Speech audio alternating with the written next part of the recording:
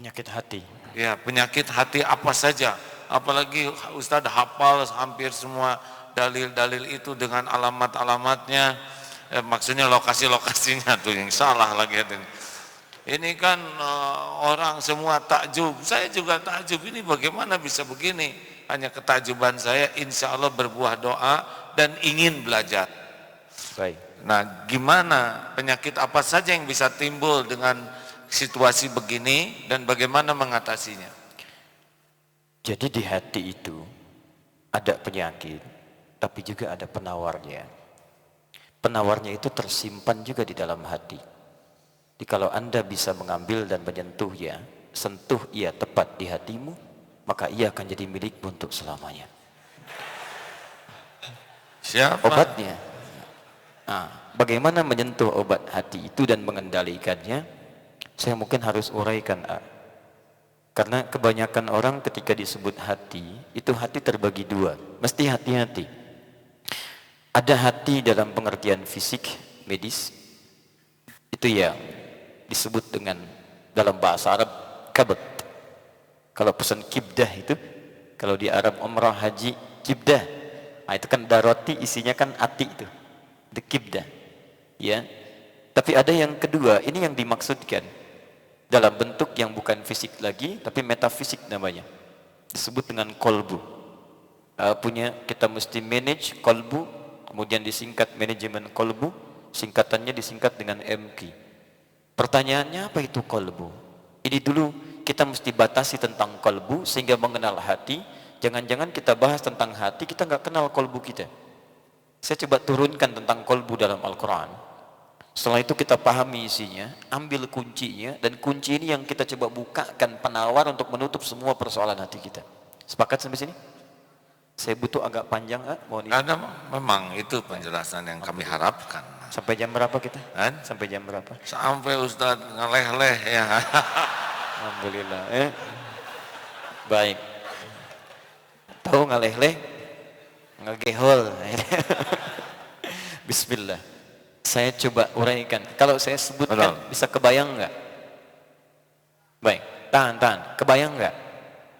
Pasti enggak, karena belum saya minta bayangkan dia. Nah, sekarang saya coba tuliskan sebentar urutan dari Quran ya. Nanti dari situ mudah menurut saya untuk bisa dibaca petanya, nanti dibuka lagi dan nanti dipahaminya lebih enak. Bismillah, saya mohon izin ya, barangkali agak lebih mudah terlihat. Alhamdulillah ini agak panjang jadi lebih mudah kelihatan. Sebelah sana kelihatan insyaallah. Pakai TV Ustaz semuanya bisa lihat. Tapi kan kalau belum saya tulis belum kelihatan. Maksudnya papan tulisnya Ustaz yang kelihatan. Iya. Karena di sana ada yang sudah, padahal belum saya tulis, luar biasa. Iya. Hati-hati. Satu, saya turunkan ayatnya. Pertama, saya mulai dari penciptaan manusia dulu, Quran surah ke-15, ayat ke-28.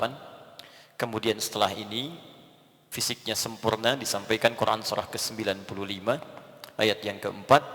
Rohnya ditiupkan sampai terjadi dialog, Quran surah ke-7, ayat 172. Ini taunya ditiupkan roh, dilihat tafsir dari hadis Nabi. Buka saja Al-Arba'in, paling mudah. Nomor hadis yang keempat, paling kiri sebelah atas, rawinya dari Ibnu Mas'ud radhiyallahu ta'ala anhu, Abdullah bin Mas'ud.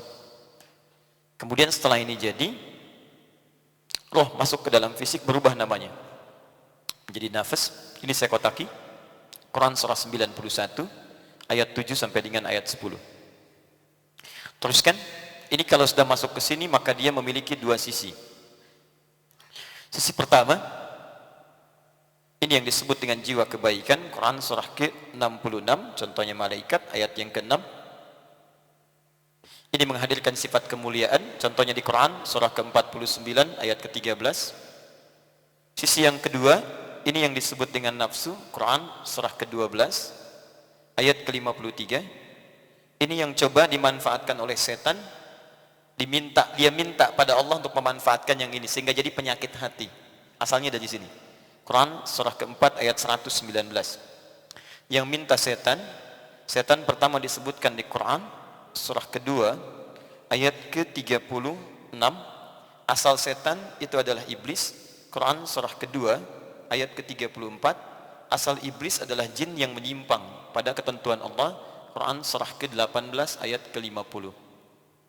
Sekarang penawarnya ada di sini. Penawar pertama kita turunkan dulu. Di hati ada penyakit, tadi nanti jadi kolbu, kolbu jamannya qulub, penyakitnya di Quran surah kedua ayat 10.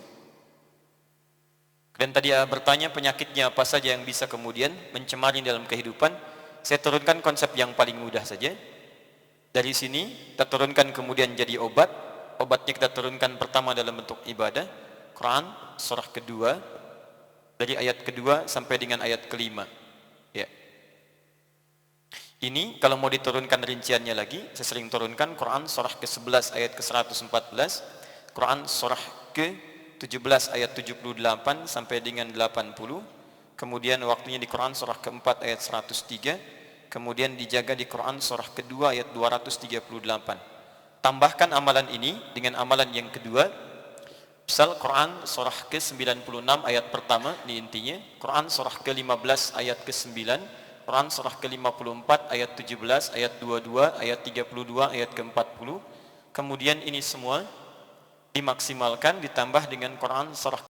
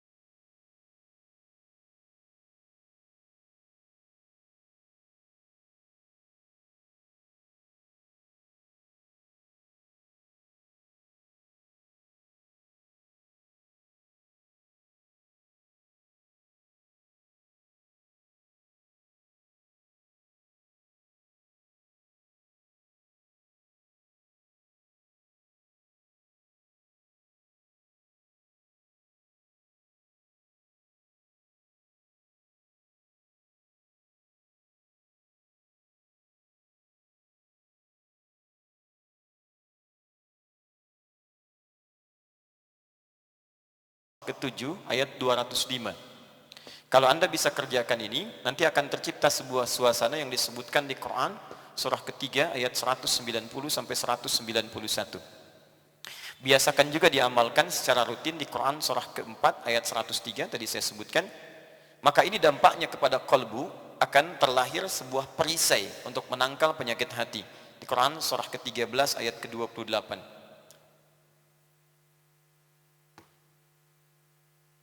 Ya, untuk sementara ini dulu.